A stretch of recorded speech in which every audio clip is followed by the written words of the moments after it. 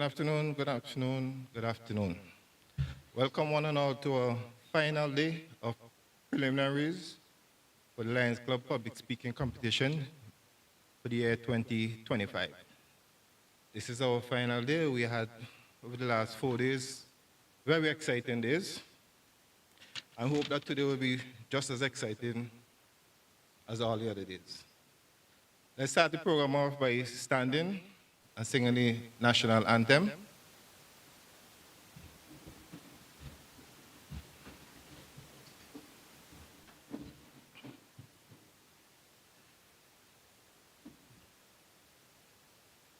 Two, three.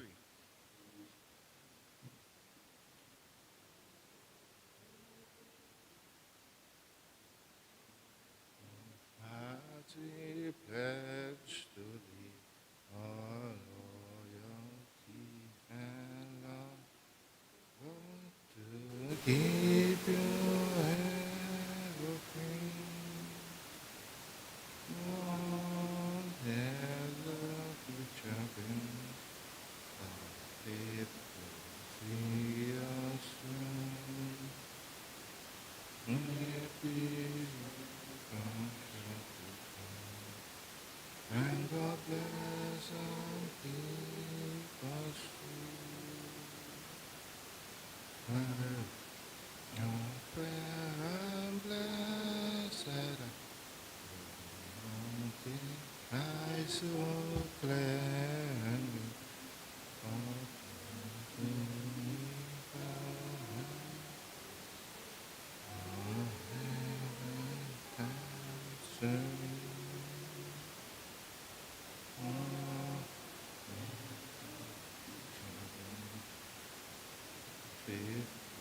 see us through.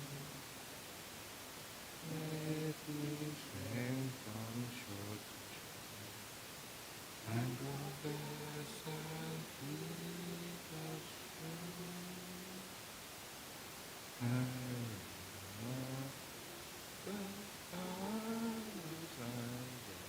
and the lovely granary of the seas and golden the sunshine evergreen.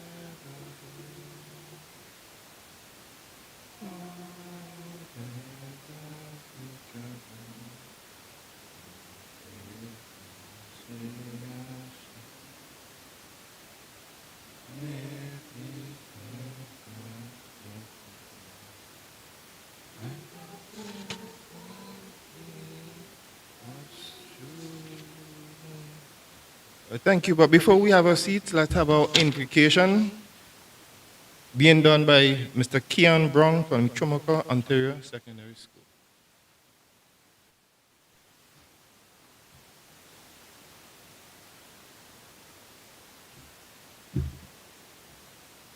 Good morning, everyone.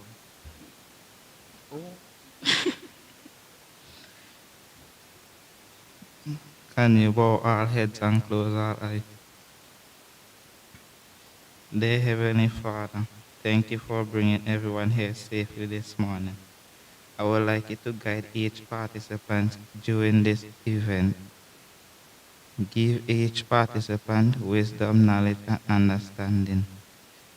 Prevent anyone from any harm. In Jesus' name I pray, amen.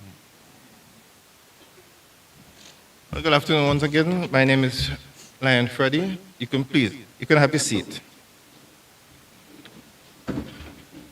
As I was saying earlier, we thank you once again for being here this evening, today being our final day for Lions Club Public Speaking Competition. Over the past few days, we had some very interesting conversations with our students. On Tuesday, the topic was a modern port for a modern nation.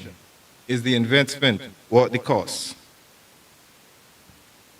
On Wednesday, our topic was mega churches, spiritual communities, or corporate entities. Corporate enterprises. on Thursday, yesterday, chains of the past, are we truly free from all forms of oppression today? And today, this topic that is going to be undertaken by the Thomas Sanders Secondary School, Buckermint Bay Secondary School, Barley Secondary School, Chumaka Secondary School, Petit Bodel Secondary School. Topic is ensuring full participation from persons with disabilities means giving them a seat at the table. Is inclusivity a foreign concept? That is what we are here to find out from our fellow Vincentians. The order of appearance, we'll have representing the Chumaka Secondary School, Miss Brianna Isaacs. Give her a round of applause. From the Petit Bodel Secondary School, we have Sapphire Solomon. From the Barley Secondary School, Amonique Stapleton. From the Buckermint Bay Secondary School, we have Drayden Lewis. And from the Thomas Sanders Secondary School, we have Jaquan Edwards. Thank you very much for welcoming them. Now this year we have been doing so for the last several years. We have partnered with Flow, one of our main communication providers. And this evening we're going to have Mr. Sinus Hines, representative from Flow, to come and give us some brief remarks. Welcome, Mr. Hines.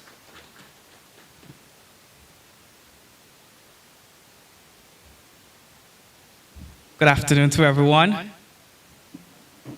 It's really great to be here.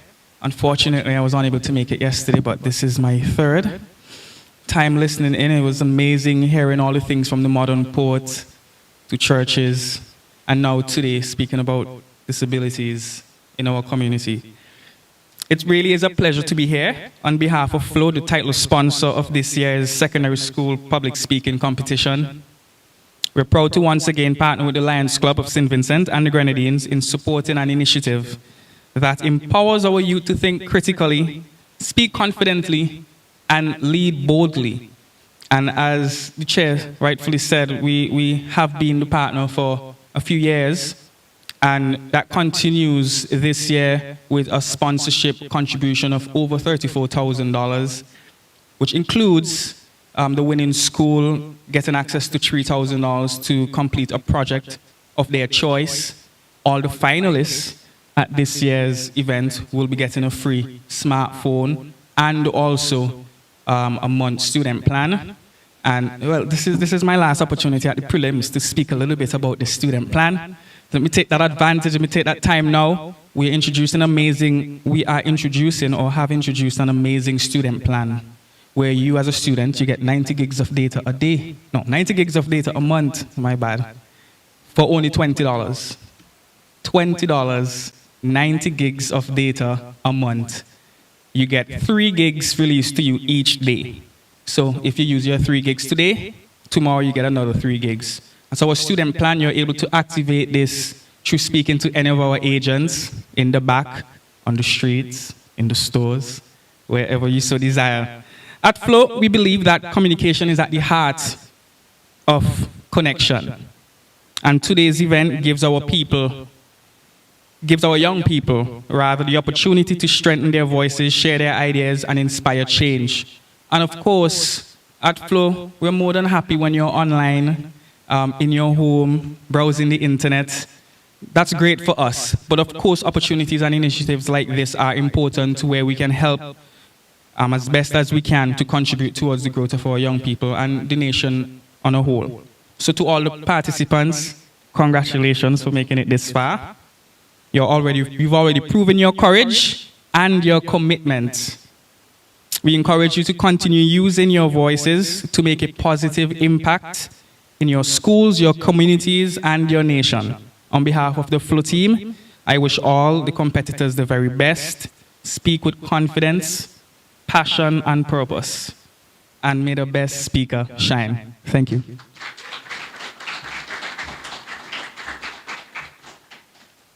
Well, thank you very much, Mr. Hines.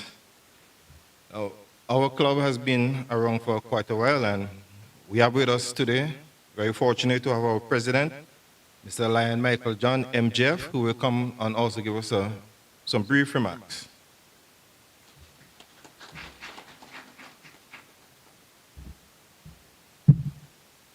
Thank you, Lion Freddy. Good afternoon to all the students. Mr. Sinas Hines, a representative from our major sponsor, Flow, our ex-team judges. They've been with us from Tuesday, taking their time off from their busy schedule to do this service to us. As the president of the Lions Club, it's always a pleasure for me to stand before you, our youths of the nation, in this important flagship project, which is our secondary school public speaking competition. This competition is over 25 years old, probably close to 30. I've been in the club now for over 16 years, and the competition was always something on the card. This year, we are very pleased with the turnout from the school, the responses in terms of the number of schools taking part. Before, we had 15, and we have our last 5 today, so we had a total of 20 schools taking part.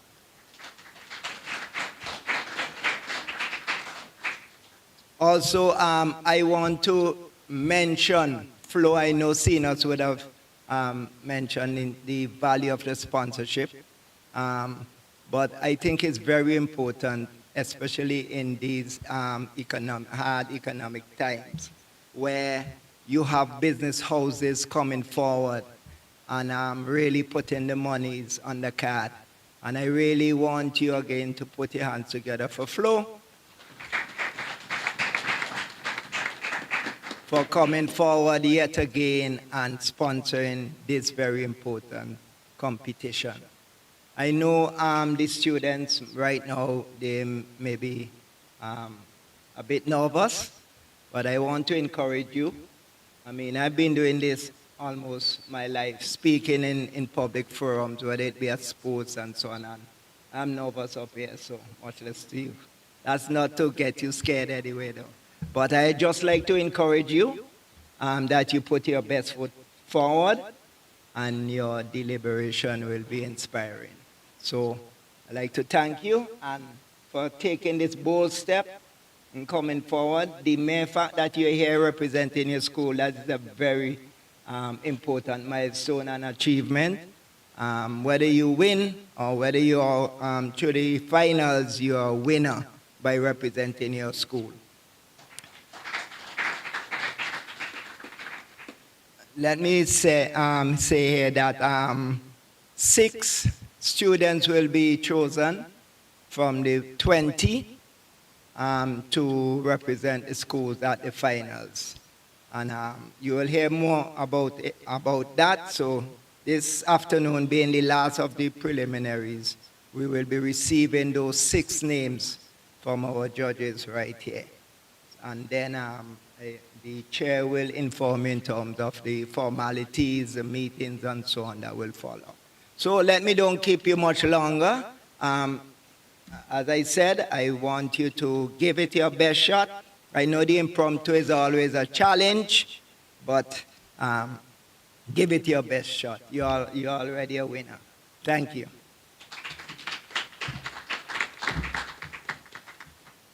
We want to thank once again our president, Mr. Lion Michael MJF. Now, a little overview of our competition, reason why we're here, and the rules that govern it. Each speaker shall deliver 2 speeches, 1 main prepared speech and 1 impromptu speech. For the main speech, each speaker shall speak for a period not exceeding 10 minutes. For the impromptu speech, each speaker shall have 1 minute to consider the topic and no more than 2 minutes to present his or her topic. Any speaker who utilizes less than 8 minutes of the allocated time for the prepared speech shall have 5 points deducted from his or her total score. Participants could refer to prepared notes from which they can make their presentations. For the main prepared speech, participants not engaged in delivering their speeches shall be absent from the room at the time of the speech is being delivered unless he or she has delivered her speech. So once again, those are what we ask our participants to engage. But in order for us to be able to know who is moving on to the finals and who will just get a cert. All students will get a certificate of participation, but for those who make it to the finals, we have three distinguished persons who are responsible for that.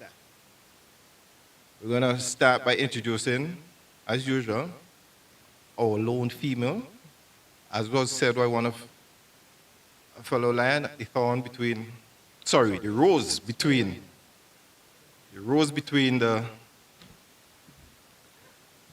we have Dr.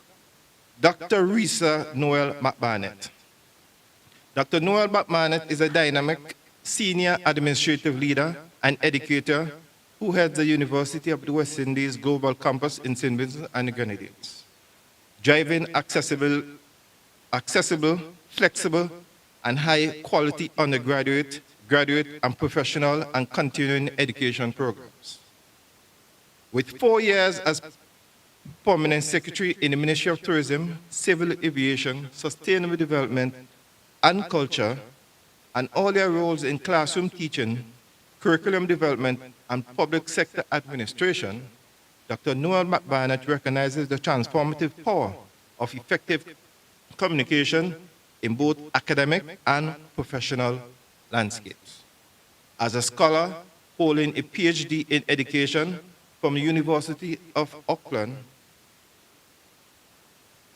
and MPhil in education from the University of Cambridge, and a Bachelor of Arts in Literature in English from the University of the West Indies. She is also an experienced speechwriter and public speaking coach. Dr. Noel McBarnett is pleased to accept the role of adjudicator for the Lions Club St. Vincent South secondary public speaking competition, an event that champions the vital skills of communication and self-expression among our youth. Ladies and gentlemen, Dr. Risa Noel McBarnett. Our second judge, Mr. Jimmy Ford. Mr. Ford holds a diploma in youth and social work from the Commonwealth Youth Program. He received his BSc in Human Resource Management from Springfield College, USA, an MBA from the American International College, as well as a postgraduate degree in marketing from West Ontario University, Canada. He was awarded a certificate in advanced business strategy from Harvard University, USA. His extracurricular activities include former Vice President of the National Youth Council, past President of the Rotary Club of St. Vincent, and former producer of the National Calypso semifinals. Currently, he is a director of the Teachers Credit Union. Mr. Ford also his work experience began in 1983 as a teacher. He was the general manager for the St. Vincent Marketing Corporation from 1994 to 1996. Divisional manager at Couriers Inc. from 1996 to 2015. He is currently the CEO at Acado, a role he undertook since 2015. Ladies and gentlemen, Mr. Jimmy Ford. Our final judge, Mr. Utamo Rose. Mr. Rose was the National Public Speaking Competition champion in 2011. He was a top male performer in the Caribbean Secondary Education Certificate examinations in 2012. He graduated from the St.Vincent Community College in 2014 and went on to earn a Bachelor's of Science degree in Geography with honors from the University of the West Indies, Mona Campus, Jamaica in 2019. During his time at UWI Mona, Mr. Rose demonstrated exceptional leadership. He made history as the first Vincentian to serve as chairman of the Rex Nettleford Hall and also served as a UWI Guild Counselor for the 2018 to 2019 academic year.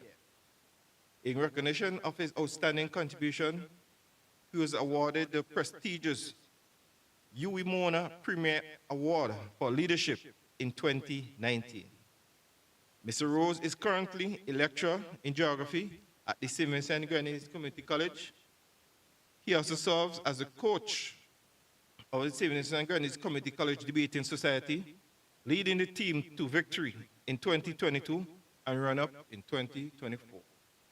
From 2021 to 2023, Mr. Rose worked as a project officer at the Ministry of Finance, Economic Planning, and Information Technology.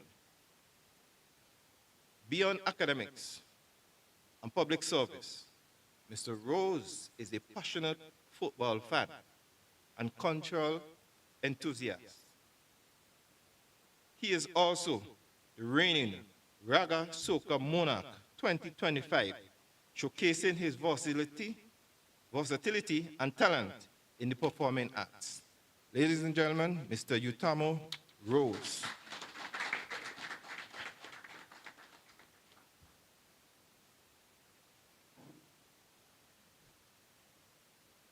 Now, during the competition, we have to go by time slot. And this evening, we have been able assisted by Lion Sharon and Lion Stevens, our timekeepers for this afternoon. Let's give them a round of applause. They have an important role to play. That brings me now to the moment that we basically came here for. The debate, the rivalry, the passion that our students are going to put into their speech. As you would have noticed from the biography, our judge, Mr. Tamo, he was a champion. So you all know, he will know what to look for. This evening, our main topic, ensuring full participation from persons with disabilities, means giving them a seat at the table. Is inclusivity a foreign concept? We're going to, now the manner in which you were sitting, they pulled it, okay? So please don't think that it was done deliberately. Our main topic, what our judges are looking for. Material. Does the speaker catch your immediate interest? Are his or her ideas thought-provoking? Are they clearly organized? Has the material been carefully prepared and researched? Is the conclusion effective? Manner. Is he or she aware of the audience? Is he or she poised? Does he or she have distracting mannerisms? Are his or her gestures natural and sincere? Language. Is his or her vocabulary adequate and imaginative? Or is it slangly and dull? Does his or her speech flow easily? Are there awkward hesitations? Voice. Is his or her voice monotonous? Does he or she vary his or her voice? Is he or she easily heard? Is his or her voice agreeable? A total of 50 points. So, as I was saying in the introduction, for those speakers, to those students who are not delivering their speech, we're kind of asking you to follow Lion Zoom owner. She would escort you to your area.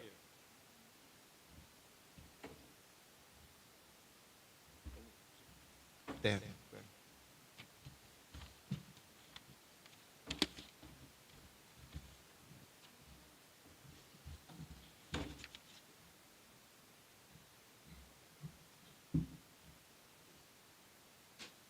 I noted the bell keepers, but I didn't mention their role. Upon the prepared speech, on the first bell is rung, when the participant takes the podium and ready to present. The second bell is rung at 8 minutes, and the third and final bell will be rung at 10 minutes. So once again this evening, let us thank Ms. Brianna Isaac for doing the introduction of our main speech.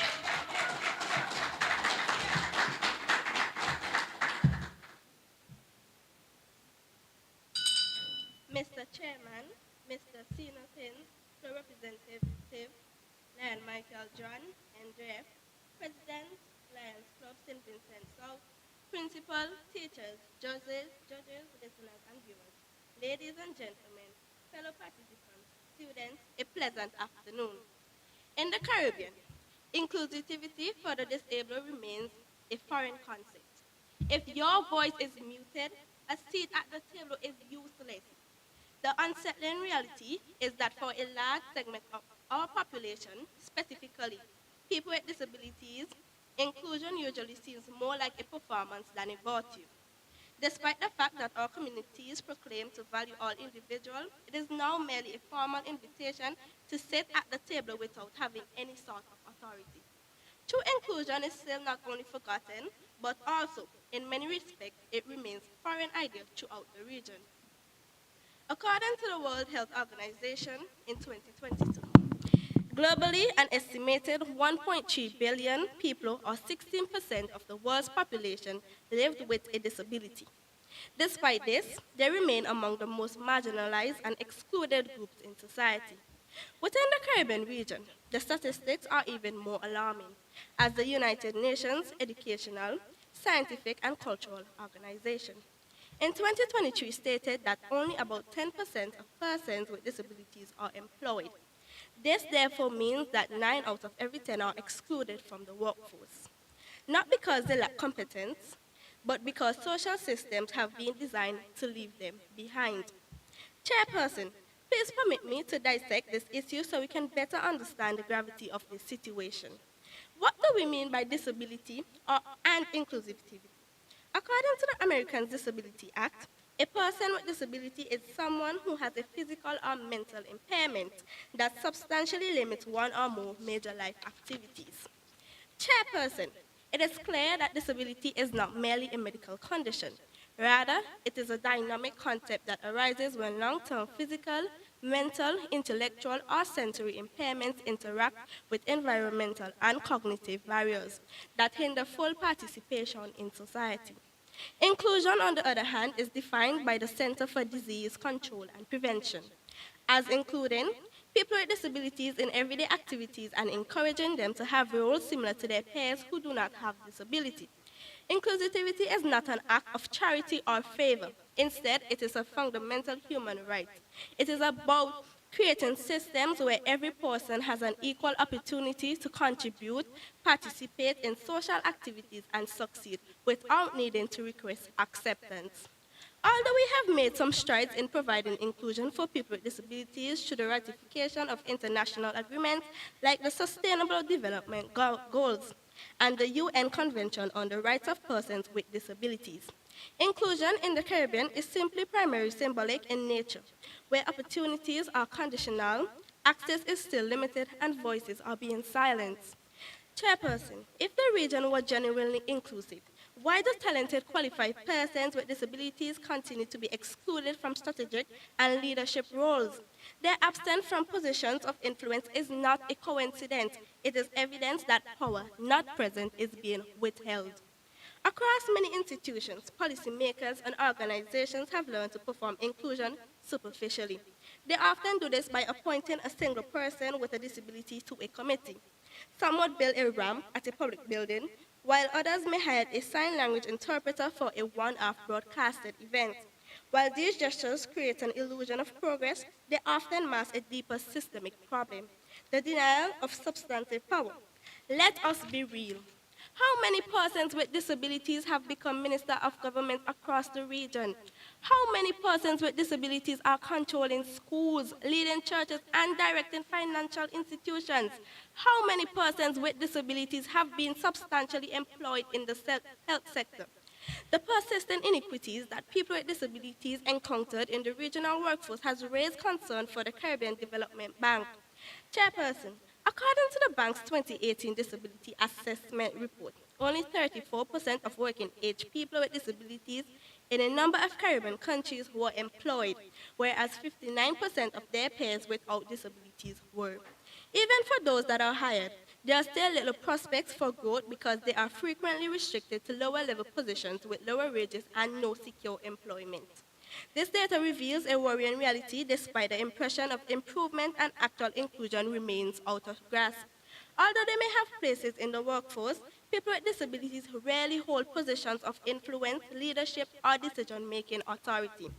Chairperson, the question, then, is whether inclusivity is truly foreign to the Caribbean or is it simply being intentionally neglected because it makes things easier? Years of history proves that persons with disabilities have always existed, but we push them on the sidelines, spoken about but not spoken with, assisted but not empowered. As it relates to considering inclusion for disabled persons, accessibility is often seen as a cost rather than an investment in human potential. One example, which is worth noting, is in the area of communication. Even though few Caribbean institutions make sign language interpreting a regular practice in meetings, public consultations, or press conferences, deaf people are exceptionally skilled in sign and visual language. Look across our country. What considerations have been given to the deaf community?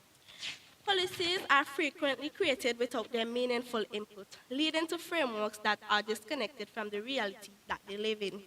Unfortunately, their viewpoints are shut out, which erodes our policy and perpetuates inequity. Therefore, habitual and complacent disregard is a problem. Inclusion is being treated like a foreign concept. Chairperson, people with disabilities continue to pay a psychological and social cost of tokenism. True inclusion should not feel revolutionary, it should feel natural. Persons with disabilities are not outsiders, they are our neighbors, families, and classmates. Inclusion means full participation as decision makers, innovators, and equal partners, not as symbolic figure to showcase diversity. The psychological cause of exclusion is profound according to Abraham Maslow's hierarchy of needs. Humans require safety, belonging, esteem, and self-actualization. When thriving, environments are inaccessible and voices ignored. These fundamental needs are denied, offering a seat at the table. These fundamental where contributions are disregarded, undermines esteem and self-worth. Based on social identity theory, people get a sense of pride and identity by being a part of a group. Being offered a token, a seat at the table, which exists solely to support the majority's perception of inclusivity, pushes people with disabilities into marginal roles. On the other hand, genuine inclusion, where everyone's opinions are valued and power is distributed, improves social integration and strengthens communities. Similarly, Chairperson, self-determination theory highlights three psychological needs for human happiness: autonomy, competence, and relatedness. For persons with disabilities, these needs can only be fulfilled when they are granted the chance to make decisions, opportunities to demonstrate competence, and feel a genuine sense of belonging. Portraying an image of inclusion denies all three. Real inclusion unlocks them. Giving them a mere seat at the table when their voices go unheard is pointless.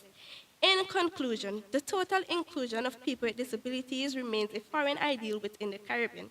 Inclusivity is foundational to human dignity. When persons with disabilities have genuine influence at the table, society benefits from a richer diversity of perspectives, stronger policies, and greater social justice. Moving beyond simply offering a seat at the table requires us to reject superficial representation and demand equitable participation at every level of society. We must design systems that reflect the principle echoed by the Global Disability Rights Movement. Nothing about us without us.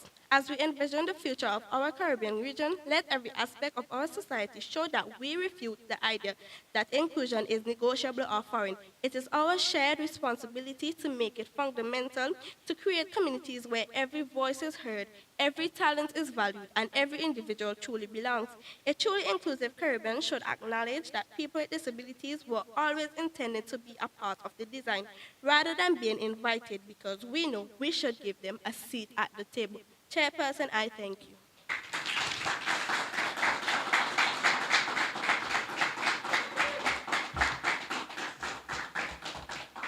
Thank you, Ms. Brianna Isaac. Ms. Brianna Isaac spoke for 9 minutes, 21 seconds. 9 minutes, 21 seconds. Once again, our topic this afternoon, ensuring full participation in persons with disabilities means giving them a seat at the table. Is inclusivity a foreign topic? Before we have Sophia Solomon from the Pettibodale Secondary School come and give her presentation, I'd like to repeat the instructions regarding the bell. The first bell will ring when the participant takes the stadium to present. The second bell will be at 8 minutes, and the third and final bell would be at 10 minutes. Please also note that, as I said, this is the last day for our preliminaries. On Tuesday, we had 5 schools participating. On Wednesday, we had 7 schools participating. Yesterday, we had 4, and today we're going to have 5. Are the judges ready? Okay, seeing that the judges are ready, let us welcome Ms. Sophia Solomon.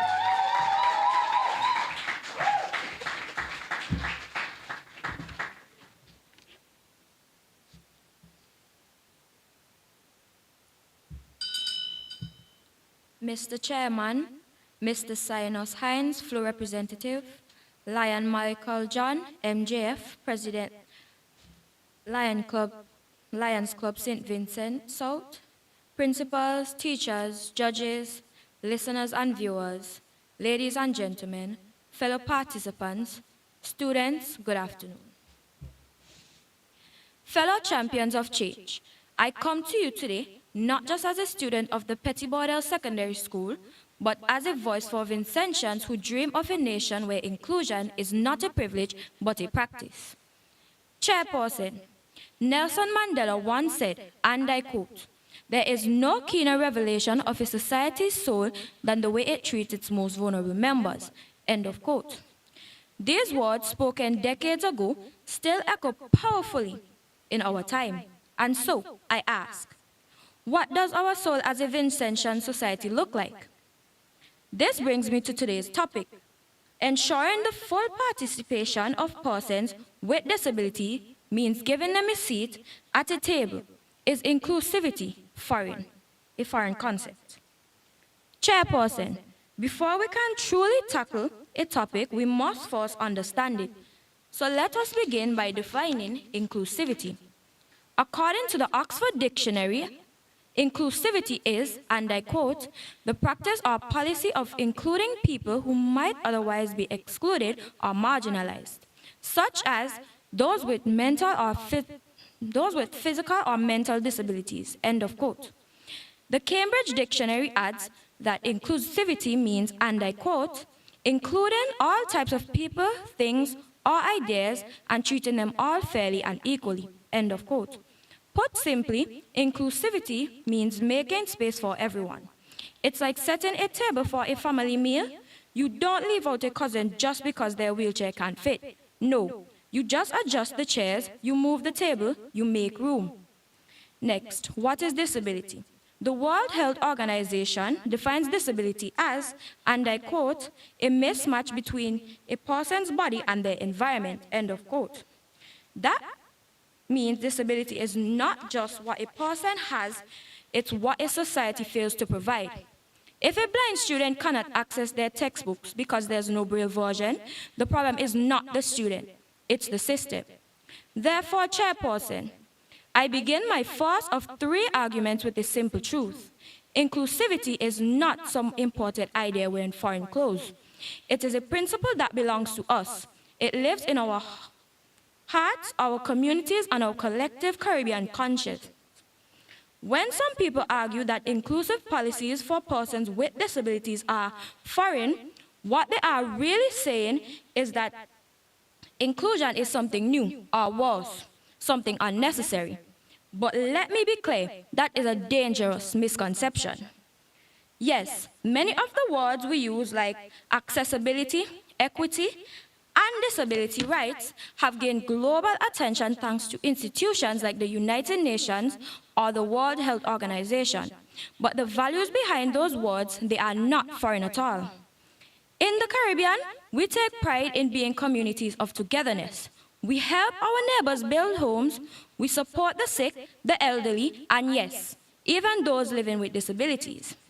In the words of the CARICOM's Regional Framework for Disability Inclusion, published in 2014, and I quote, inclusion is an essential for development, for dignity, and for democracy, end of quote.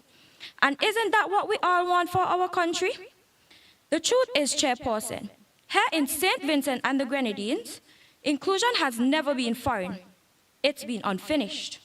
We've always had the heart, but we haven't always had the infrastructure, policies, or the urgency.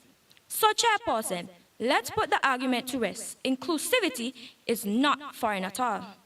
What's foreign is indifference. What's foreign is delay.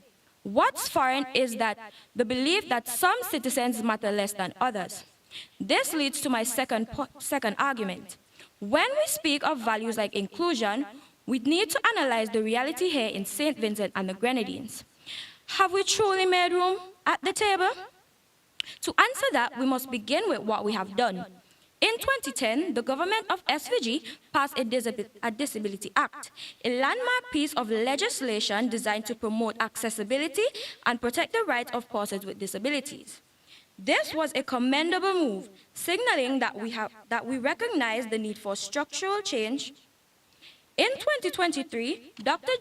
James Haynes, an esteemed Vincentian legal mind, was appointed to lead the development of a national policy for persons with disabilities. This initiative aims to address contemporary challenges and align our national laws with the UN Convention on the Rights of Persons with Disabilities, which SVG ratified in 2010. But, Chairperson, while our intentions have been noble, our implementations have been uneven. Despite the passage of the Act, many public buildings remain inaccessible, especially outside of Kingston. Wheelchair users still encounter stairs instead of ramps.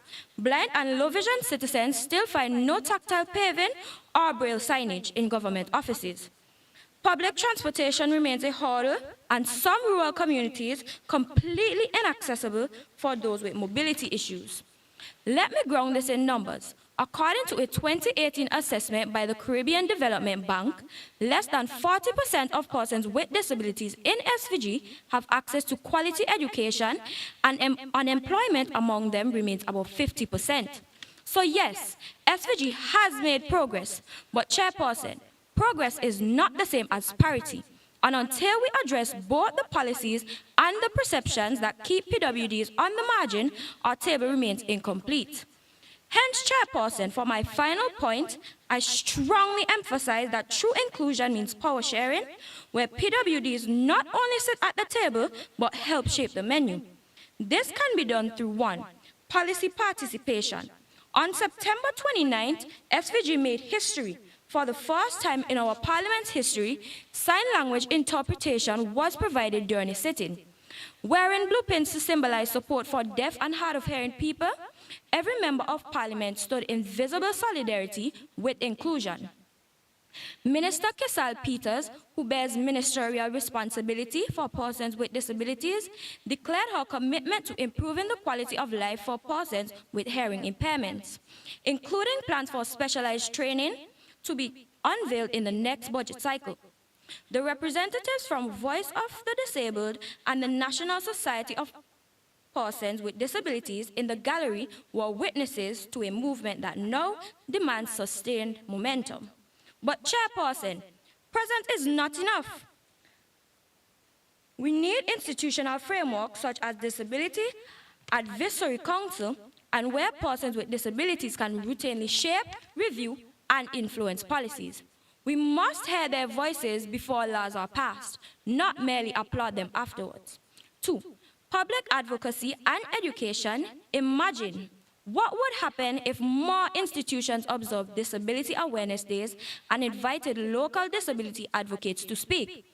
There are many PWDs who are ready and willing to share their stories.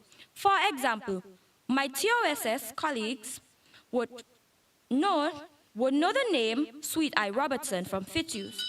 After surviving a devastating gunshot injury, Sweet Eye became paralyzed and had to leave school. But she didn't stop there. Now she holds a bachelor's degree in psychology. Sweet Eye now shares messages of strength and resilience online, a voice for visibility and independence. Finally, community action and representation.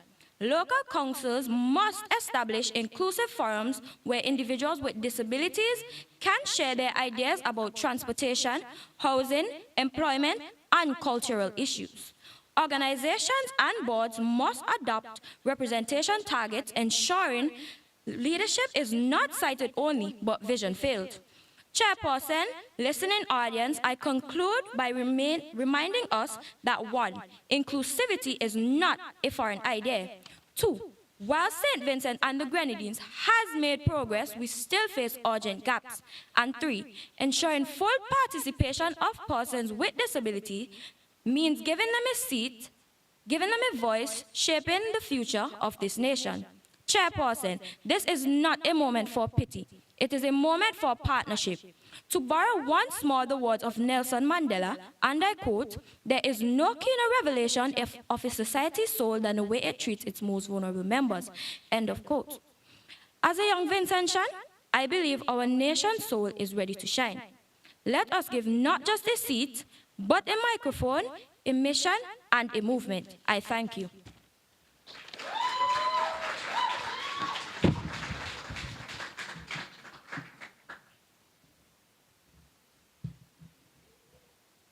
Thank you very much, Ms. Solomon from the Petit Bodel Secondary School.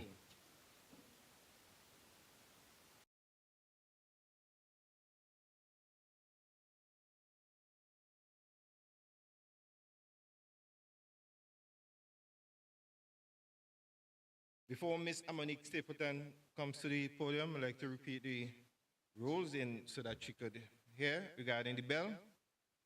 The first bell will ring when the participant takes the podium ready to present. The second bell will be at 8 minutes, and the third and final bell will be at 10 minutes. While we wait on the judges to get ready, we must remember our judges are looking for material, which carries a total of 20 points. Or manner, which carries 10 points. Or language, 10 points. Or voice, 10 minutes. I didn't mention, but my good friend, Ms. Solomon, spoke for 9 minutes and 42 seconds. 9 minutes, 42 seconds. Let us now introduce our third speaker for this afternoon, Ms. Amonique Stapleton from the Byerly Secondary School.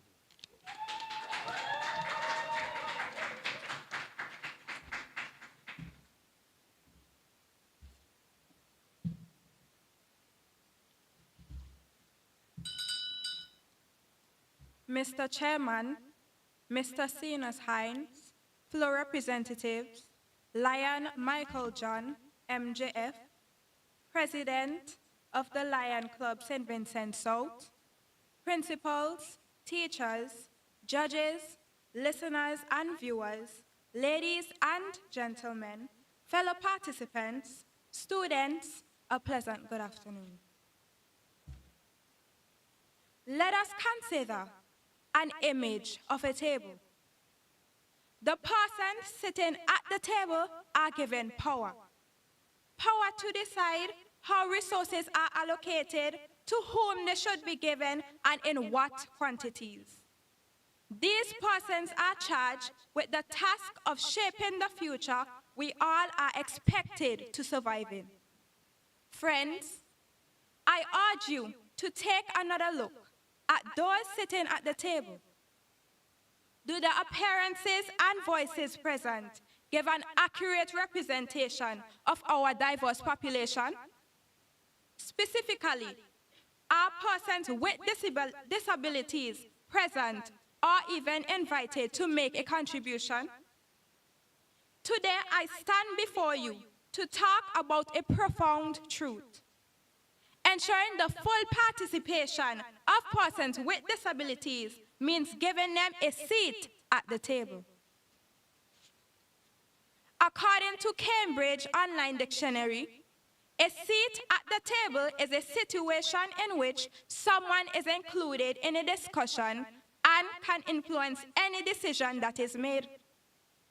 So, if we were to use this definition to govern what a seat at the table should look like, if given to persons with disabilities, then those with disabilities should be equal participants in the planning, decision-making, creation, and even execution of any proposal or project that directly relates to them in every sphere of public life. Unfortunately, and in many cases unintentionally, well-intended policymakers have failed to provide a seat so that persons with disabilities can sit at the table. Oftentimes, they count being present, even if listening passively, as being included. Mr. Chairman, it is high time we bring attention to and address this distorted representation of inclusion. Inclusion is substantially more than physical presence. It is about creating an environment where everyone feels empowered. Consequently, no longer should ramps and buildings be designed and built without consulting the man that has to investigate them with his wheelchair. No longer should there be discussion about an inclusive curriculum without the disabled being represented. Those with disabilities deserve to be represented. The World Health Organization estimates that over 1.3 billion people globally live with some form of disability. Mr. Chairman, that's about 1 in every 6 people. Yet, persons with disabilities are underrepresented. The late Judy Heumann, an internationally recognized leader in the disability community, shared in one of her many speeches that, and I quote, "For most of us, inclusion is not a matter of political correctness. It is the key to survival," end of quote. This quote highlights that inclusion isn't just a moral ideal or a social courtesy. It's a necessary condition for many people to live and thrive.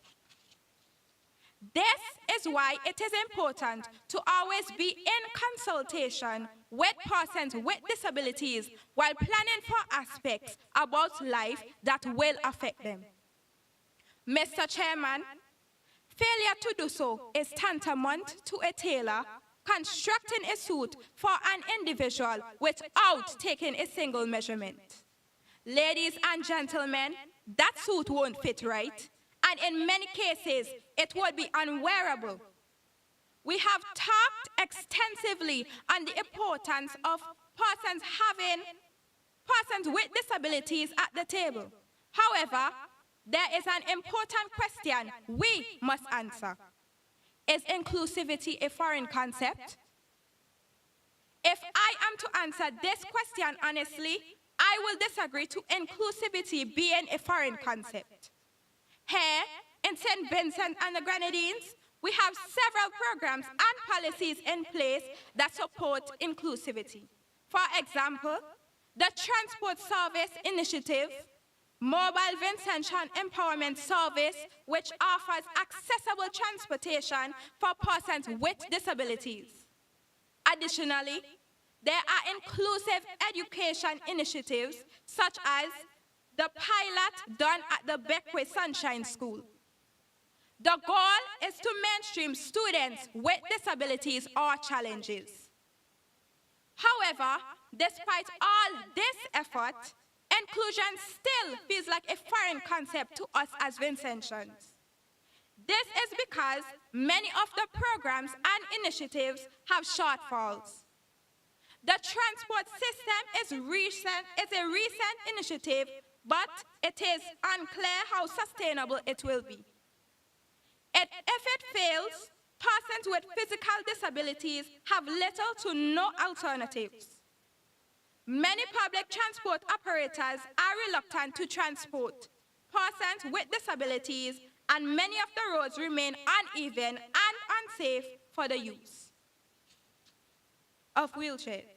Mr. Chairman, we speak of inclusive education, yet schools lack ramps, handrails, accessible bathrooms, or wheelchair access to all floors. Also, there are not enough trained special needs teachers. A report from United Nations Children Fund claims that in special education centers only have 65% of teachers are trained. Mr. Chairman, this is far too low of a percentage if we are serious about inclusive education. A UNESCO report found that children with disabilities are 49% more likely to have never attended schools than their peers. Teachers need training, schools need resources, but most importantly, society needs the will to make inclusion a reality. Stella Young once said, and I quote, "No amount of smiling at a flight of stairs has ever made it turn into a ramp." End of quote. Action, not intention, creates access. Education opens the doors, but employment keeps it open. Yet, in 2001, it was reported by the World Health Organization that employment rates among persons with disabilities remain almost double that of others. Inclusion in employment is not about charity. It's about smart economics and moral leadership. Nothing about us without us. This slogan of the global disability movement is not a request. It is a demand for equality. Persons with disabilities must have a voice. They must be the storytellers, not just the stories. Judy Heumann reminded us, and I quote, "Disability only becomes a tragedy when society fails to provide the things we need to lead our lives." End of quote. Inclusivity is not a foreign concept, it is a human one. And if we truly believe in democracy, justice, and equality, then every table we build must have enough chairs for all. Because a society that does not make room for everyone will never truly move forward. I thank you.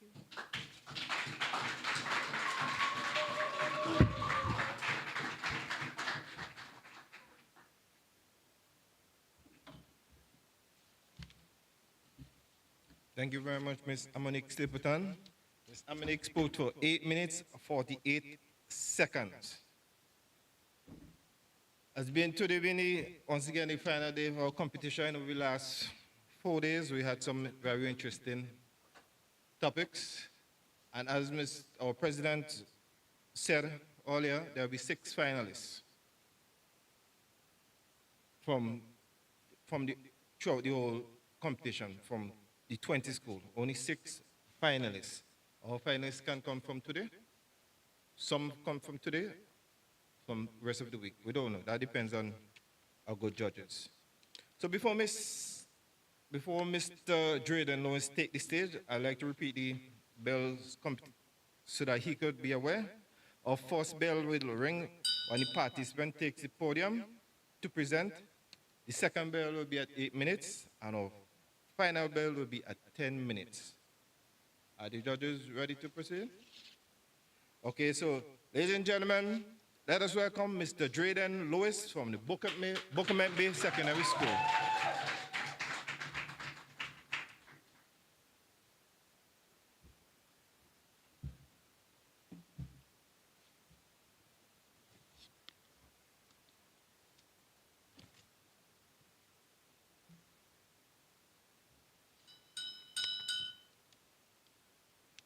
Mr. Chairman, Mr. Seniors High Floor Representative, Lion Michael John, MGF, President, Lion Club St. Vincent South, principals, teachers, judges, listeners, and viewers, ladies and gentlemen, fellow participants, students, good afternoon. Mr. Chairperson, I wholeheartedly believe that inclusivity for persons with disability is neither foreign nor absent to St. Vincent and the Grenadines. However, it remains inadequately prominent and insufficiently operationalized. Therefore,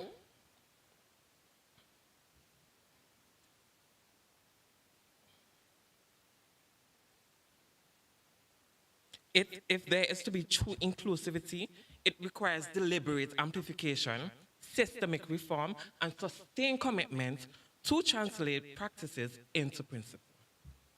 But, Mr. Chairperson, how can a nation claim progress if some of its citizens are left behind? How can we speak of equality when access is uneven and voices remain unheard? As the African proverbs remind us, the child who is not embraced by its village shall burn it down to feel its warmth. Inclusion, therefore, is not charity. Inclusion, Mr. Chairperson, is the duty of every society that values humanity. To proceed this discourse wisely, we must define our terms with precision. According to Merriam-Webster Dictionary, disability is a physical, mental, cognitive, or developmental condition that limits a person's movement, senses, or activities. This definition underscores the wide array of disabilities. It encompasses physical impairments that demand mobility aids, sensory conditions that compromise sight or hearing, and neurodevelopmental or cognitive variation, such as autism spectrum disorder, ADHD, dyslexia, and intellectual disability. Yet, I ask, does a disability define a person's true potential? Or do we, by our narrow neglect, perceptions become the true barrier to their success? A diagnosis does not diminish one's capacity for reasoning, creativity, or contribution to society.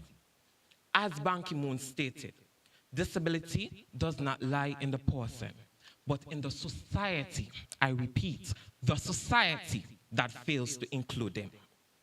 This truth, Mr. Chairperson, redirects responsibility from individuals to institutions and social structures. Inclusion, therefore, is not an act of goodwill, but a civic imperative and a moral obligation. In St. Vincent and the Grenadines, there are institutions that attest to this ethic. The Fayhall Government School, established in 2008, offers a comprehensive program for learners with diverse needs by providing assistive technologies, sensory rooms, and teachers trained in special education. Such adaptation exemplify how educational environments can transform access from symbolic to meaningful. Similarly, The School for Children with Special Needs in Kingston, operational since 1975, caters to approximately 65 students across a broad spectrum of conditions, including rare syndromes like Angelman. Its curriculum extends beyond rote academic to essential life skills like laundry, domestic management, culinary tasks, as well as expressive outlets such as drumming and basic computer literacy. This training aims to prepare learners for exams and equip them for self-sufficient, dignified participation in society. We saw the fruit of such support in 2025 when Thomas George, a 13-year-old with autism, sat the Caribbean Primary Exit Assessment and ranked 79th among boys and 173rd overall out of 1,682 candidates. His acceptance into the St. Vincent Boys Grammar School and appointment as a Form 1 representative in the MAD Club show that when given the right tools, regardless of ability, every child can rise to the occasion. Furthermore, Mr. Chairperson, it warmed my heart when for the first time in our Parliament's history, children from the aforementioned school were present, accompanied by a sign language instructor to help them understand the bills being debated. Was that not a true example of giving them a seat at the table? However, we must not let a few bright lights blind us to the fact that remains. Genuine inclusion transcends physical placement in a classroom. It questions whether our curricula are flexible enough to accommodate all learners. How can a child flourish if the very system that meant to uplift them ignore their way of learning? As the old saying goes, you cannot teach a fish to climb a tree. Inclusivity demands that we design learning experiences that recognizes differences and celebrates strengths rather than enforce a one-size-fits-all approach that leaves many behind. Beyond the walls of school, accessibility in public life in St. Vincent and the Grenadines remains uneven. Yes, architectural ramps are necessary, but they are not the whole story. True accessibility also means communication and information access braille signage for those who are blind, sign language interpretation for televised public briefings, and multiple formats for public services. Without these, we open the door physically but keep participation locked. Can a ramp alone build a bridge to equality? There are, however, shining examples in our region. The Eastern Caribbean Central Bank included tactile identifiers on banknotes, enabling blind consumers to transact with confidence. That small policy decision spoke loudly of respect, and it declared that accessibility is a matter of right and not only convenience. So, to answer the question plainly, inclusivity is not foreign to St. Vincent and the Grenadines. The spirit is here, and the examples are before us. But as the proverb warns, one hand cannot clap. The work must be collective. What we lack here in SVG is not belief, but boldness. Furthermore, we do not lack intention, but without a doubt, we lack implementation. Therefore, Mr. Chairperson, for us to move from symbolic recognition to substantive equality, we must take concrete steps. 1, we must conduct accessibility audits of all public infrastructure. 2, we must invest in professional development for teachers in inclusive instruction. 3, we must resource assistive technologies and individualized supports. 4, we must embed persons with disabilities and their representative organization in policy formulation. And 5, we must ensure that public communication is accessible in multiple modalities. As another proverb wisely says, if you want to go fast, go alone. If you want to go far, go together. Mr. Chairperson, together, we can go far toward a nation where inclusion is not the exception, but it is the way of life in St. Vincent and the Grenadines. Mr. Chairperson, in closing, offering a seat at the table is not enough, unless the table itself is accessible, the chair is suitable, and the agenda is co-authored by those it affects. Mr. Chairperson, I believe that inclusion is not charity. Inclusion is justice. Inclusion should not be foreign, but it must be foundational. Let us commit collectively and resolutely to making our classrooms, workplaces, and public spaces places where every person, regardless of ability, enjoys presence, voice, agency, and opportunity. For only when every citizen is empowered can a nation truly call itself developed.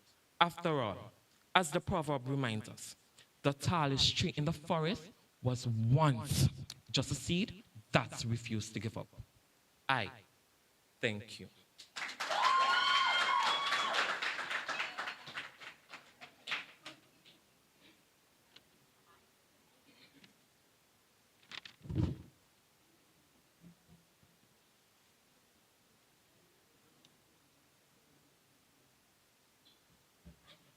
Thank you very much, Mr. Drayden Lewis. Mr. Drayden Lewis from the Buckham Bay Secondary School spoke for 9 minutes and 15 seconds. This evening, once again, this is our final day for our Lions Club Public Speaking Competition preliminaries.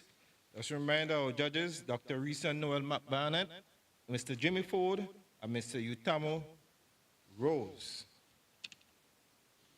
As I was saying over the last few days, we have some very interesting topics. On Tuesday, we started out with a modern port for a modern nation.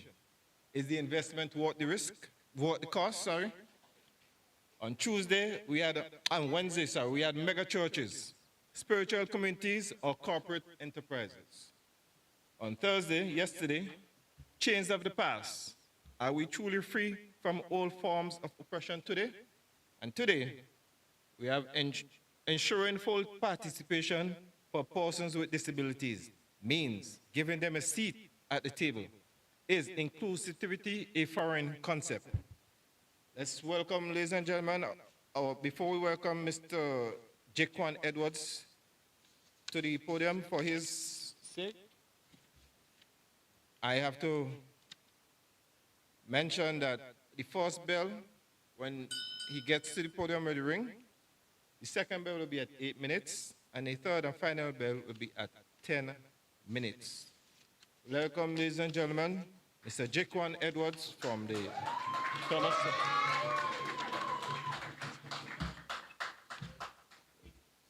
We're kindly asking, we know you're excited about your student. We kindly ask if you could, for the sake of peace, let's be quiet so the judges could hear their own thoughts and hear Mr.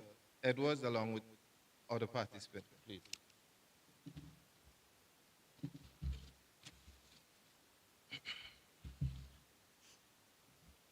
Good day all. Mr. Chairman, Mr. Cenas Hines, Floor Representative, Lion Michael John, MJF, President, Lion Club, St. Vincent South. Principals, teachers, judges, listeners and viewers, ladies and gentlemen, fellow participants, students, a pleasant good afternoon. Good day again, everyone. I hope you all are feeling well today, and if not, maybe at the end of my speech, I hope that your spirits may be lifted. Before I begin, I would like you all to just take a moment and picture yourselves in a meeting room. Chairs arranged in a circle. People sitting, mingling, laughing, and sharing ideas. Now, picture this. A person is outside of that room with a physical disability, waiting to enter because there's a flight of stairs and no ramp. Or picture there's a person sitting right there, or even right there, or even right there, who's deaf and cannot know what is going on. Picture how they must feel. Do you consider that as them being included? Do you consider that as them being at the table? What do you think? Are they really at the table?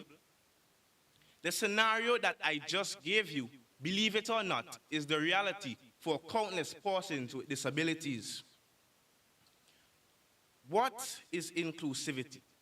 Inclusivity, according to Oxford Online Dictionary, is the practice or policy of actively including and valuing people regardless of their differences, ensuring that they have a sense of belonging and equal opportunity. It's in every company's mission statement and in every organization's core values. It's not just about letting people in, it's about giving them a genuine seat at the table. It means their voice, their perspective, and their presence are not just tolerated, but celebrated. So, let me ask you this. Is inclusivity a foreign concept? What do you think? Well, for me, at this moment, I say it is. It's foreign because our world was largely built on a one-size-fits-all mindset. We've been so focused on what's easy and convenient for the majority that we've often overlooked and therefore excluded those who may be different. Think about it.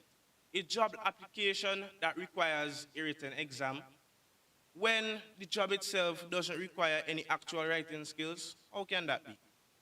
Or a website that isn't compatible with screen reading software. These aren't acts of malice. They're a result of a profound lack of awareness. It's like we built a beautiful table and forgot to put a ramp leading up to it. The real shift happens when we move from mere accommodation to true acceptance and appreciation. Accommodation is putting a ramp in after you've already built the stairs. Acceptance is building the ramp and the stairs together from the very beginning. True inclusivity means we listen to and learn from persons with disabilities. It means we stop assuming that we know what's best for them and start asking them what they need. We must shift from designing for them to designing with them. This is where we get to the heart of full participation. What does that actually look like? Full participation means more than just a job. It means being included in key meetings where decisions are made. It means being seen as a valuable colleague and not just an employee or classmate. This extends to our schools too. It's not enough to simply have students with disabilities sitting in the same building. Full participation in education means designing learning environments where every child, regardless of their disability, is not just present but actively engaged. It means using a variety of teaching methods like visual aids, audio recordings, or hands-on projects, so all students can access and understand the information in a way that works for them. For example, Mr. Thomas George, an autistic past student from the School for Children with Special Needs, Kingston, St. Vincent. He was the first student from that particular school to sit and take the Caribbean Primary Exit Assessment. This could not have been done if the staff at the school and Thomas's parents were not closely working with him, caring for him, and treating him as if he were a normal child. Even here at the Thomas Saunders Secondary School, we recently had a graduate who was diagnosed with a learning disability sit and take the CSEC examination. This young lady passed all of her subjects with the grades being 1s and 2s. This is the type of encouragement, participation, and inclusivity that is needed in our society today. We as people must learn to include and give a listening ear to those who may be different. Inclusivity makes our communities richer, our workplaces more innovative, and our societies more just. So, how do we get there? First, we must look inward. We need to confront our own unconscious biases. We must be willing to be uncomfortable. to ask questions we might be afraid to ask, and to listen to answers that might challenge our own assumptions. I will let that soak for a moment. We must recognize that disability is not a deficit, but a dimension of human experience. It's not about what someone can't do, but it's about what they can do when given the right tools and support. Secondly, we must advocate for change. We have to push for policies and practices that dismantle barriers and create pathways to full and equal participation. This means advocating for inclusive education, for accessible public spaces, and for equitable employment opportunities. It means supporting organizations led by and for persons with disabilities. In the end, inclusivity is not a foreign concept. It's a fundamental human value that we simply haven't practiced enough. It's time for us to stop seeing disability as a challenge to be overcome and start seeing it as an opportunity to build a better, more inclusive world for everyone. Let's not just give people a seat at the table. Let's construct a new table together with one ramp where everyone is an equal and valued participant. As quoted by Diane Richler, former president of Inclusion International, inclusion is not a strategy to help people fit in. It's about transforming those systems and structures to make it better for everyone. Once again, my name is Jaquan Edwards, and this is my take on ensuring full participation for persons with disabilities means giving them a seat at the table, and is inclusivity a foreign concept? Mr. Chairperson, our esteemed judges, audience, viewers online, students, teachers, and fellow participants, I thank you for your time.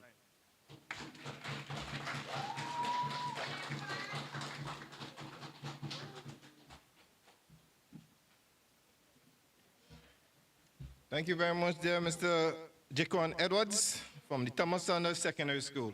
I think we could all give each and all participants another round of applause for their well-done presentation. So at first we heard from Ms. Brianna Isaac, Chumaka Secondary, then Safia Solomon, Petty Bodell Secondary, Amonique Stapleton, Barley Secondary School, Drayden Lewis, Bukamembe Secondary School, and Jaquan Edwards, Thomas Sanders Secondary School. Okay, as the main speech had just completed, we now go on to our impromptu session. But I did mention that Mr. Jaquan Edwards spoke for 8 minutes and 20 seconds. 8 minutes, 26 seconds. 8 minutes, 26 seconds. Very good. For impromptu section, which is our next segment, impromptu, our judges are looking for basically the same things that they look for in the main speech. But this time, instead of being a total of 50, it will be out of 20. The material that they cover, does the speaker catch your immediate interest? Are his or her ideas thought-provoking? Are they clearly organized? Has the material been carefully prepared and researched? Is the conclusion effective? With regard to manner, 5 points. Is he or she aware of the audience? Is he or she poised? Does he or she have distracting mannerisms? Are his or her gestures natural and sincere? With regard to language, 5 points again. Is his or her vocabulary adequate and imaginative? Or is it slangy and dull? Does his or her speech flow easily? Are there awkward hesitations?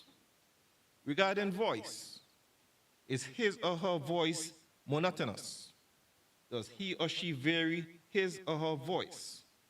Is he or she easily heard? Is his or her voice agreeable? Another 5 points. So once again, 20 points for the impromptu section. Now, regarding the bell, the first bell will ring when the participant takes the podium after selecting his or her topic, which I would read out. The second bell would be at the end of the first minute. That is the participants now beginning to gather their thoughts together. And the third and final bell will be at the end of the third minute. So, come to the podium, select a topic, I read it out, bell rings, you start to write, or do you have to do for 1 minute? At the end of that 1 minute, the bell will ring and you do your deliberation. And upon the end of the third minute, while you're here, there will be the final bell. So once again, we're going to start the impromptu, assuming the judges are ready. Just like how we started the main speech. So we asked Miss Brianna Isaacs from Michomaco Secondary School to come and select our topic.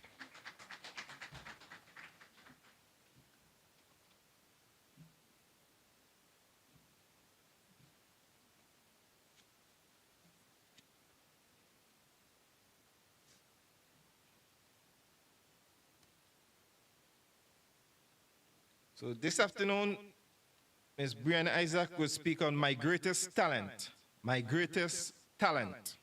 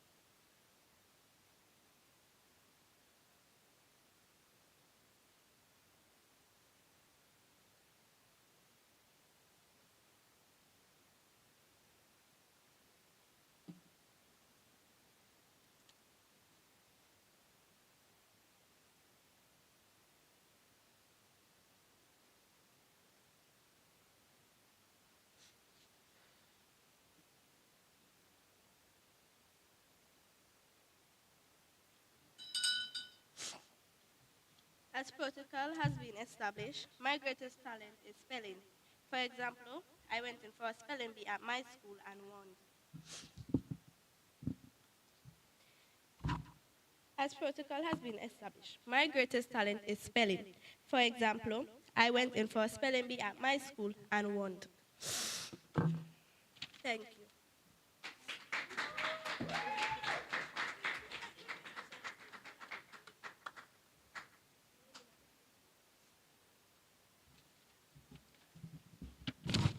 Thank you very much, Ms. Brianna Isaac. Ms. Brianna Isaac spoke for 25 seconds.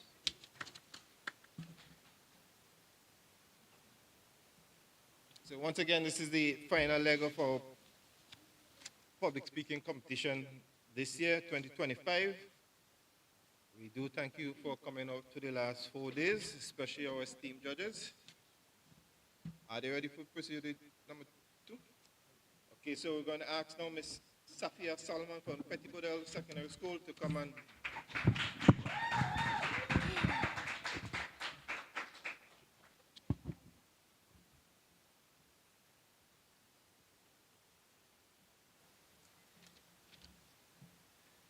Safia's topic this afternoon from the Petit Bodel, going to speak about good grades. Good grades.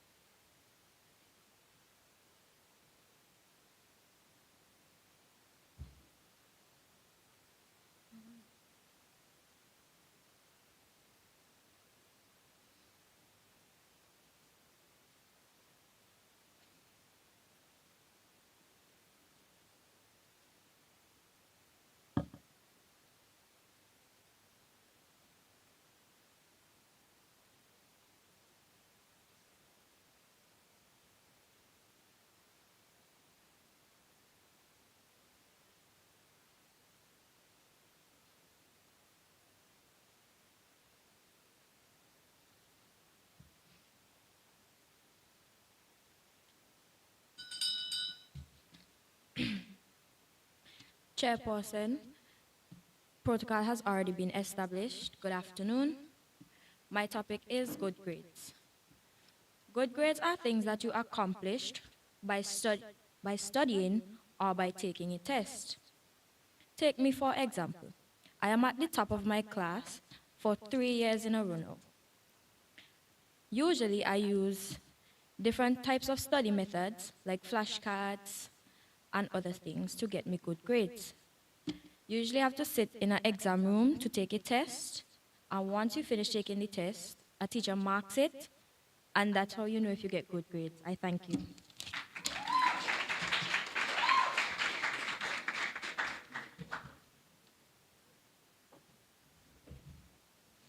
We thank you there, Miss Safia Solomon. Miss Solomon spoke for 45 seconds. 45 seconds. As we await the judges, our next participant will be Ms. Monique Stapleton from the Barley Secondary School. While we await our judges, okay, they're ready now. So Ms. Stapleton.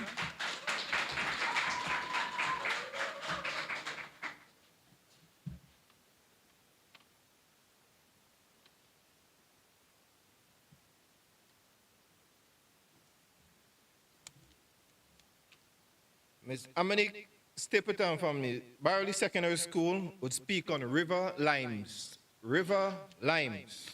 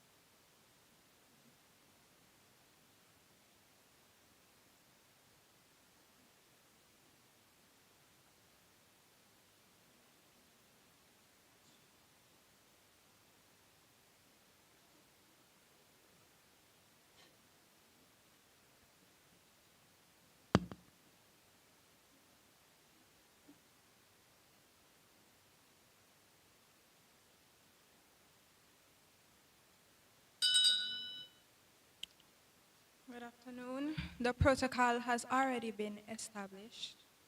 In St. Vincent and the Grenadines, there tends to be a lot of places where you can find river lines, such as Spring Village, River 14, Barley, and things you can see people do at river lines are basically washing, playing in the water, and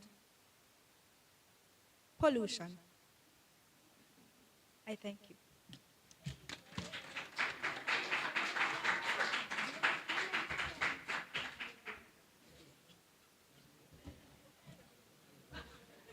Thank you very much, Ms. Monique Stapleton from Barley Secondary School. She spoke for 38 seconds. 38 seconds. We do thank you once again for coming out, and this being our last day, we await the judges before we call on our representative from the Buckerman Bay Secondary School. So Mr. Drayden Lewis, please come forward.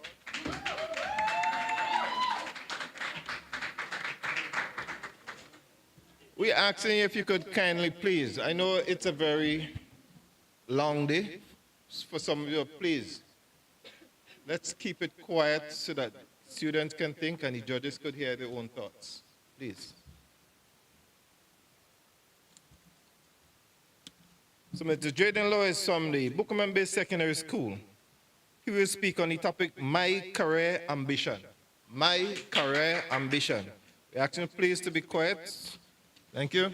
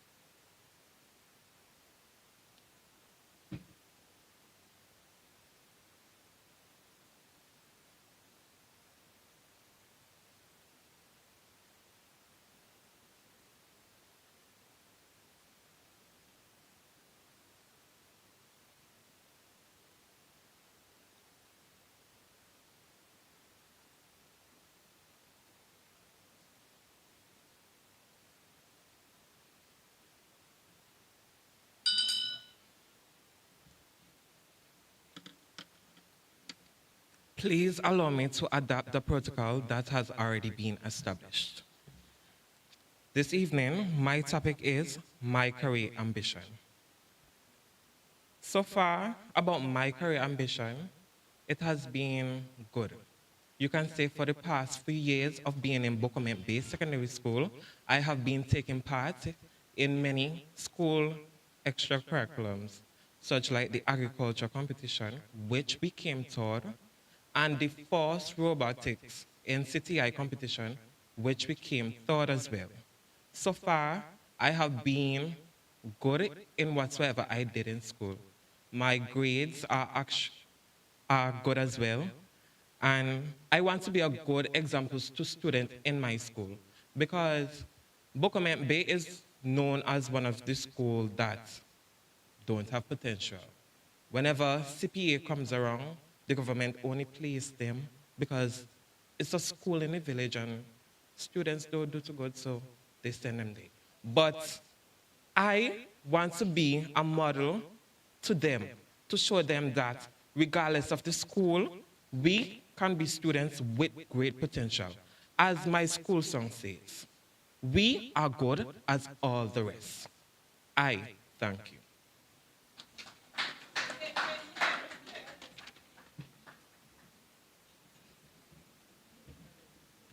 Thank you much, dear Mr. Jordan Lewis. Mr. Lewis spoke for 1 minute, 30 seconds. 1 minute, 30 seconds. We want to continue to ask you to please, we know you're emotional and you're happy to support your school, but we ask you to please be quiet while the judges could hear their own thoughts and the students themselves could hear their own thoughts. Once again, this session is judged out of 20, and while we await 1 minute, 30 seconds. 1 minute, 30 seconds. We know that this section is worth 20 points. As we await the judges' time to ready, and we welcome our final speaker for the afternoon. We are Mr. Jaquan Edwards from the Thomas Sanders Secondary School.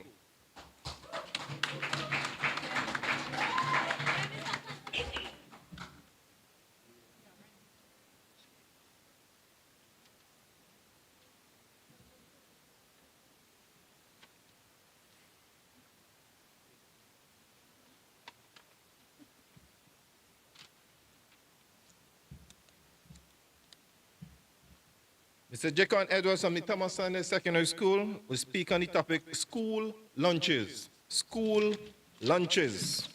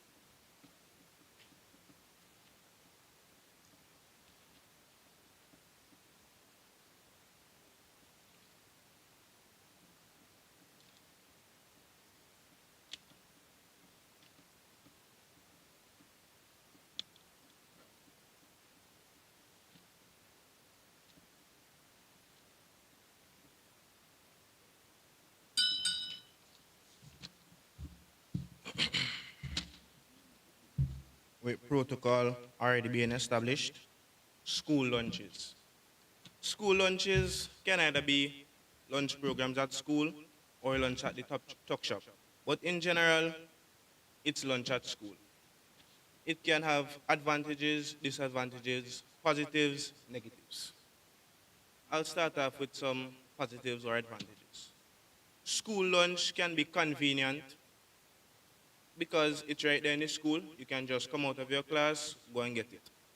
It can be cheaper than the lunch that is sold outside of the school because, as we know, lunch that is sold outside is oftentimes more expensive.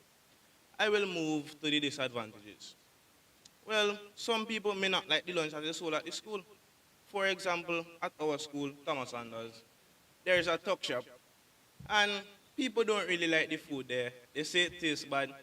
I remember a story that I heard a while back where a student went there to buy food, and there was a cockroach in one of the wrap. And as soon as they took a bite and they peel off, when the cockroach leg they in the corner of the mouth right there so. And then another time I heard that they bought a roti there, and then when they went home, excuse my language, and as we say in Vincent John slang, as soon as they went home, shittings for days. And basically, that's my take on school lunches. It can have positives or negatives, but it's school lunch. I thank you.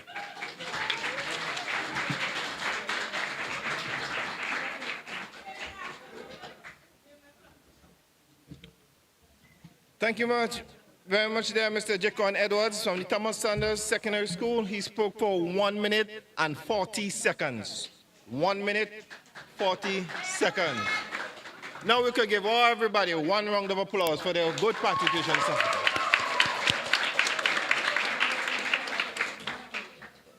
Okay, so this afternoon, other than the main topic, what is our greatest talent, which eventually leads us to good grades? We can afford some time to bust a river lime. Lime. Bust a river lime. And then we could also, it would not affect our career ambitions. This for sure, our career ambitions shouldn't affect our school lunches at all. Okay, so while we wait on the judges to do their thing, we're gonna have the presentations of certificates for all those who are participating this afternoon. And this is going to be done by our Lion Secretary, Ms. Sumona Moses. So at first, we're going to ask Ms. Brianna Isaacs from the Trumaka Secondary School to come forward and take her.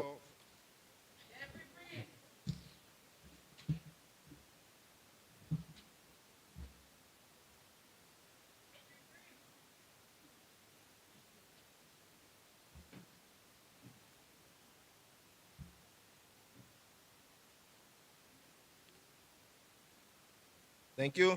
Now we're going to ask Ms. Sapphire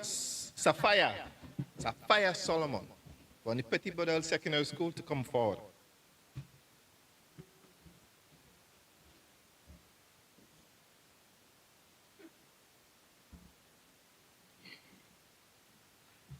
Now we're going to ask Ms. Amonique Stapleton from the Barley Secondary School.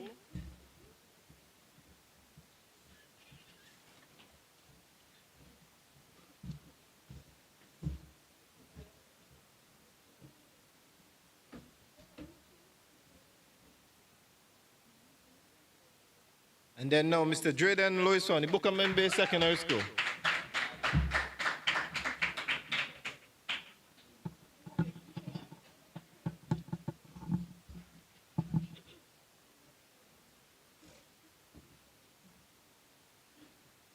Now we're going to ask Mr. Jacon Edwards from the Thomas Sanders Secondary School.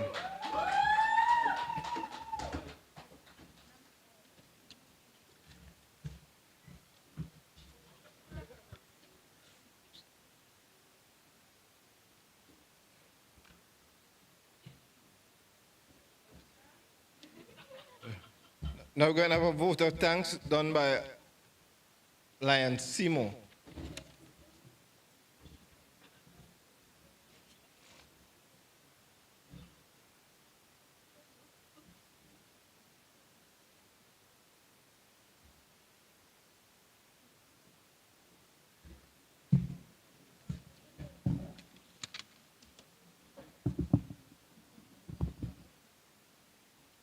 Good afternoon, everyone. First, let us give thanks to God for allowing us all to be here and have a successful afternoon in this final preliminary competition. Thanks as well to Mr. Kian Brown for the opening prayer. To our participants from the Chumuka Secondary School, Brianna Isaacs, from Petit Bodel Secondary School, Safia Solomon, From Barley Secondary School, Amonique Stapleton. Bookament Bay Secondary School, Jaden Lewis. Thomas, Jaden Lewis, okay. Thomas Sanders Secondary School, Jaquan Edwards. We'd also like to give thanks to the sponsor Flo, who was represented here today by Mr. Sinus Hines, to the judges, Mr. Jimmy Ford, Dr. Risa Noel McBarnett, and Mr. Otamu Rose, who had the unenviable task of judging these presentations today. Thank you as well to the audience for being so attentive and somewhat rather manly, quite manly actually, and be able to control yourselves, especially for that last presentation. And to the management of French's House, my fellow Lions as well, Lion Michael John, Lion Sumona, Lion Sharon, and Lion Conville with the camera. Not forgetting our Lion Chairman, Lion Freddie. And to the camera crew, thanks. And to everyone online and who could hear us, thank you for being here today. Thank you. And thank you, dear Lion Simon. This brings us almost to the end. We just have to make one nice simple announcement. Earlier, we were told that there will be 6 finalists coming October 30th, right? Now, the 6 finalists, as you notice, the judges are missing. So, they are deliberating. The 6 finalists could come from any of the 4 days. Any of the 4 days. You could have all these 5 qualifying, or it could be 1 from the other days. It depends on the judges. We will have them, those finalists today, but stay tuned to the media and we will make said announcement. So it will not be made right now because you know the judges are deliberating. So once again, I do thank you all for coming out and supporting your school in your form and your fashion. Thank you once again, and I hope God's blessing be on all of you and you reach home safely. Thank you and good afternoon.